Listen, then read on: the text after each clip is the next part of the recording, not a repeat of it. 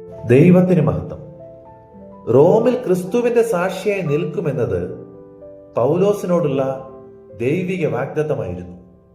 എന്നാൽ റോമിലേക്കുള്ള കപ്പൽ യാത്രാ മധ്യത്തിൽ ശുഭതുറമുഖം എന്ന സ്ഥലത്തെത്തിയപ്പോൾ പൗലോസ് അതുവരെയുള്ള തന്റെ കപ്പൽ യാത്രകളുടെ പരിചയസമ്പന്നത വെച്ചുകൊണ്ട് കാലാവസ്ഥയെ നിരീക്ഷിച്ചിട്ട് ഈ സമയം യാത്ര ചെയ്താൽ കപ്പലിനും ചരക്കിനും അതിലുള്ളവരുടെ പ്രാണനും നഷ്ടങ്ങൾ സംഭവിക്കുമെന്ന് പറഞ്ഞു.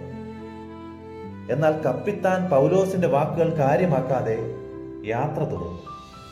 ദിവസങ്ങൾക്ക് ശേഷം വലിയ കൊടുങ്കാറ്റിനാലും കടൽക്ഷോഭത്തിനാലും കപ്പലിന് കേടുപാടുകൾ വരികയും എല്ലാവരും മരണഭയത്തിലാകുകയും ചെയ്തു.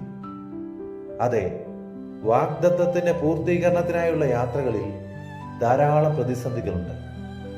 ഈ പ്രതിസന്ധികളുടെ നടുവിലും ഒരു രാത്രി ദർശനത്തിൽ ദൈവം പൗലോസിനോട് കപ്പലിനല്ലാതെ ആരുടെയും പ്രാണന് ഹാനി വരികയില്ല എന്ന് അറിയിച്ചു.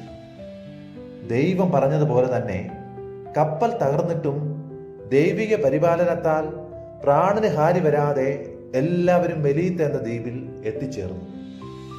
നമ്മുടെ ജീവിതത്തിലും വാഗ്ദത്തത്തിന്റെ പൂർത്തീകരണത്തിനായുള്ള യാത്രയിൽ മാനുഷിക പരിചയസമ്പത്ത് മുൻനിർത്തി പ്രതിസന്ധികൾ ഉണ്ടാകുമെന്ന ധാരണയിൽ മുന്നോട്ട് പോകാതെ മടിച്ചു നിൽക്കുമ്പോൾ ദൈവവചനം പറയുന്നു, ദൈവിക പരിപാലനം നമ്മെ ഏത് പ്രതിസന്ധി തരണം ചെയ്തും വാഗ്ദത്ത പൂർത്തീകരണത്തിൽ എത്തിച്ചേർക്കും. ആമേൻ.